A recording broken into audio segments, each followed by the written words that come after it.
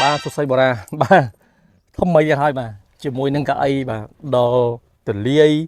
đò tuân srul hai chia cái ai chọp bông bón ai khơi ha cái ấy cứ chia cái ai chọp bà chẳng dừng ai chi bàn hột ở bay nè rồi chỉ mùi nâng cả tôi ăn sao là hột ở pi crop ô tô bay giờ lật ok chẳng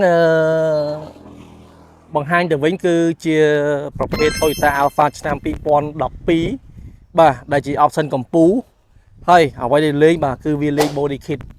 ហើយសូមបញ្ជាក់ថារថយន្តនេះគឺយើងអត់ទាន់បានលាងទឹកទេណាបងប្អូនបាទអត់ទាន់បានពូលីអត់ទាន់បានវាយកាត់អត់ទាន់បានសម្អាតអីទាំងអញ្ចឹងត្រូវការ Toyota Alpha កុំភ្លេច10000នៅ Top Auto រថយន្តនេះវាថ្មីពេកហើយយើងទើបតែនឹងយកមកដល់អញ្ចឹងអត់ចង់ទុកឲ្យយូរបាទចង់បង្ហាញជូនដល់បងប្អូនបាទដែលមានតម្រូវការចង់បាន Toyota Alpha ទៅប្រើប្រាស់ក៏ដូចជាលក្ខណៈប្រើប្រាស់ជាលក្ខណៈអាជីវកម្មក្តីបាទទិញជួលឬក៏ដឹកភ្ញៀវបាទដោយសារ Alpha គឺជារថយន្តមួយធន់ហើយដែលស្អាតហើយមាំ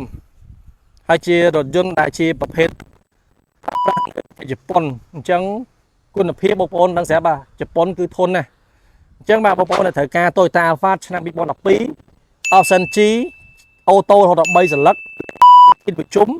បាទហើយមានពាក់ជាមួយនឹងយ៉ាន18អ៊ីងបាទ